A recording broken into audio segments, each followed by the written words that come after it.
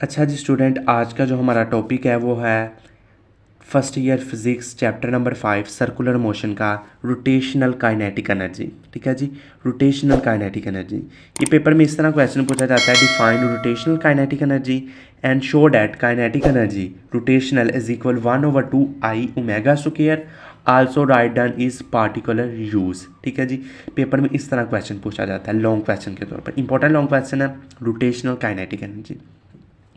सबसे पहले तो आपको रोटेशनल पता होना चाहिए। रोटेशनल का क्या होता है, कोई भी बॉडी सर्कुलर पाथ में घूम रही हो, गोल गोल घूम रही हो, वो हमारे पास रोटेशनल कहलाती है।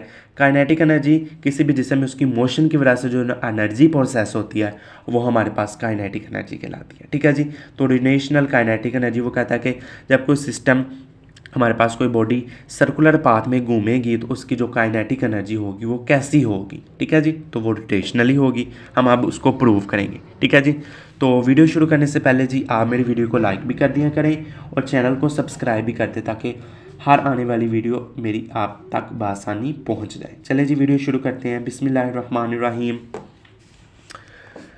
रोटेशनल काइनेटिक एनर्जी होती क्या है? ठीक है जी, सबसे पहले इसकी डेफिनेशन हमने डिस्कस करनी है।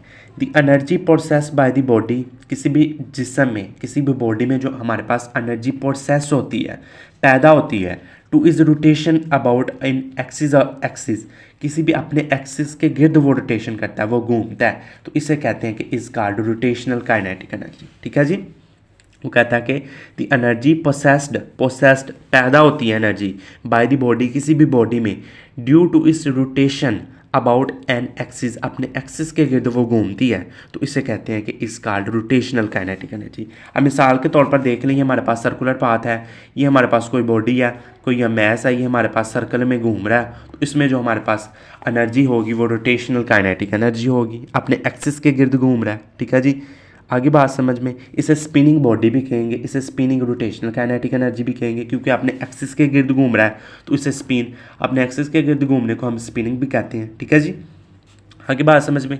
अब ये नीचे देखें, अब नीचे explanation for rotational kinetic energy. Suppose कर लें दी बॉडी स्पिनिंग और rotating about the axis of rotation constant velocity omega. वो कहता है कि कोई भी बॉडी हमारे पास गोल गोल घूम रही है, रोटेटिंग कर रही है अपने एक्सिस के गिर्द कांस्टेंट वेलोसिटी के साथ, तो in order to find the total kinetic energy of spinning body, तो आपने फाइंड क्या करनी है, इसकी टोटल काइनेटिक एनर्जी फाइंड करनी है with consider that the composed of small pieces of masses, तो जो छोटे छोटे पार्टिकल से मिलकर बनी हुई है। ठीक है जी, छोटे छोटे पार्टिकल्स की आपने रोटेशनल काइनेटिक एनर्जी निकालनी है। ठीक है जी, तो if mass 1 has distance r1 from axis of rotation, इस बॉडी का मैस m है तो इसका सेंटर से जो हमारे पास रेडियस है वो भी r1 है। ठीक है जी, तो kinetic energy of mass m is given by, ठीक है जी, तो काइनेटिक एनर्जी 1 = 1/2 m1v स्क्वायर 1। ये आपको पता है ना, काइनेटिक एनर्जी का फार्मूला क्या होता है, 1/2 mv स्क्वायर। तो ये मैस m के लिए, तो सब के लिए 1 साथ निकाल देंगे। तो by putting V I is equal r1 omega 1, यानी वी आई की जगह आपने v की जगह पुट कर देना r ओमेगा। ये तो आप जानते हैं कि v r ओमेगा के इक्वल होता है। तो ये हमारे पास रोटेशनल काइनेटिक एनर्जी बन जाएगी मैस 1 के लिए 1/2 m1r स्क्वायर 1 और ओमेगा 1। ठीक है जी, हमने v स्क्वायर की जगह r ओमेगा पुट कर दिया, दोनों का स्क्वायर आ गया। इसी तरह सिमिलरली पॉइंट 2 के लिए देखें, 1/2 m2r स्क्वायर 2 और ओमेगा 2। इसी तरह nth मैसेज तक देख लें तो 1/2 mn r स्क्वायर n और ओमेगा n। ठीक है जी, ये हमारे पास रोटेशनल काइनेटिक एनर्जी मैस 1 के लिए, मैस 2 के लिए और मैस 3 के लिए। ठीक है, आगे बात समझ में। ये रोटेशनल काइनेटिक एनर्जी मैस 1 के लिए, 2 के लिए और nth मैसेज तक के लिए। ठीक है जी, अगर हम इनकी टोटल काइनेटिक एनर्जी निकालेंगे, hence rotational kinetic energy of a whole body, पूरी बॉडी की अगर हम रोटेशनल काइनेटिक एनर्जी निकालेंगे ना, तो इन सब को हम प्लस कर देंगे। ठीक है जी, इन सब को हम प्लस कर देंगे। अगर हम इनको प्लस करेंगे तो हमारे पास टोटल काइनेटिक एनर्जी हमारे पास आ जाती है। तो चलिए इन्हें प्लस करते हैं। ठीक है जी, ये जी हमें इन्हें प्लस किया टोटल काइनेटिक एनर्जी निकालने के लिए।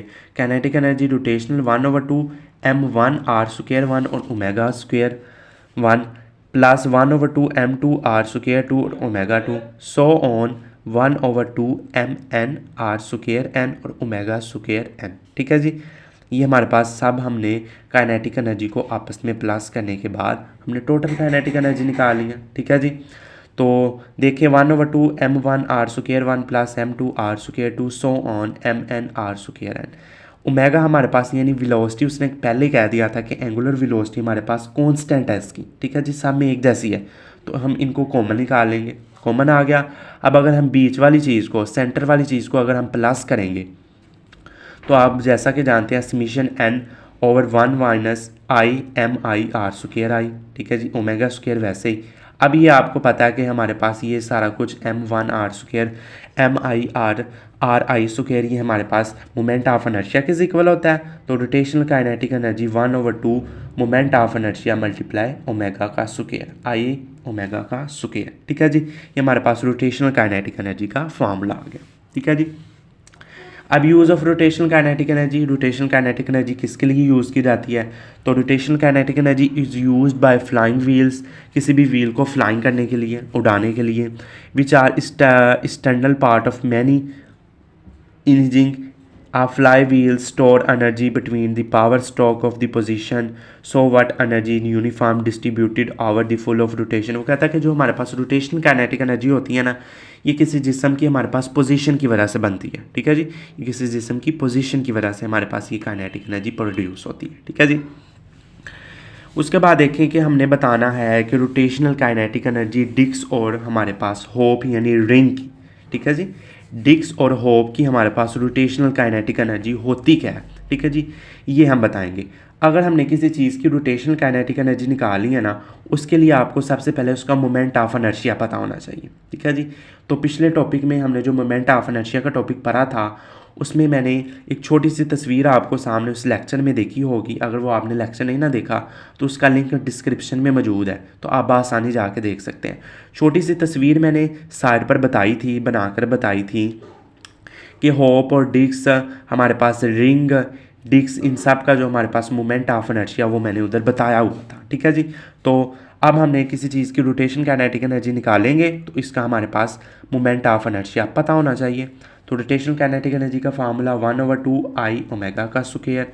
अब मोमेंट ऑफ इनर्शिया डिस्क का moment of inertia 1/2 M R square होता है। ठीक है जी। अब इनर्शिया की जगह ये वैल्यू पुट करें, ये वाला 1/2 ये वाला 1/2 मिलकर 1/4 बन गए। ठीक है जी, एम आर स्क्वायर और ये मिलकर बन गया ओमेगा का स्क्वायर। तो डिस्क की हमारे पास रोटेशनल काइनेटिक एनर्जी आ गई 1/4 एम वी का स्क्वायर। किस तरह?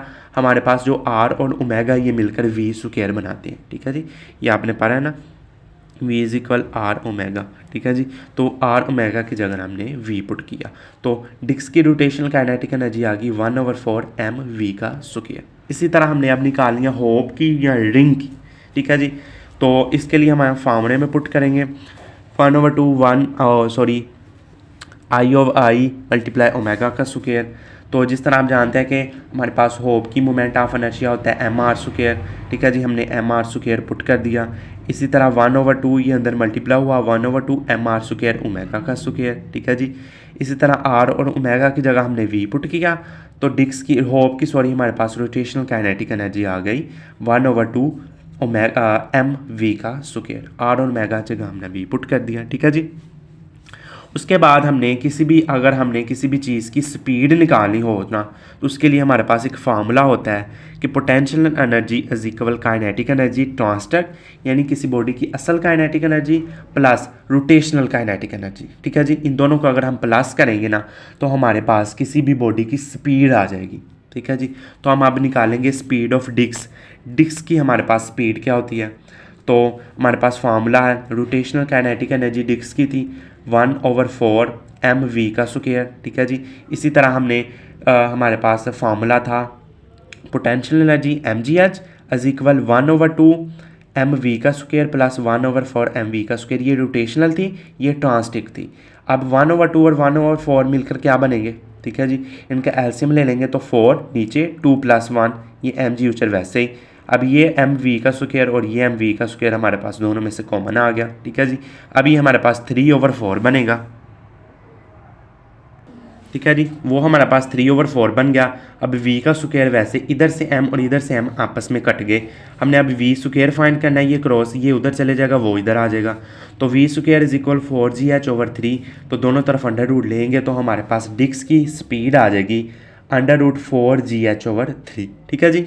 इसी तरह स्पीड ऑफ होप निकालेंगे, होप की स्पीड निकालेंगे।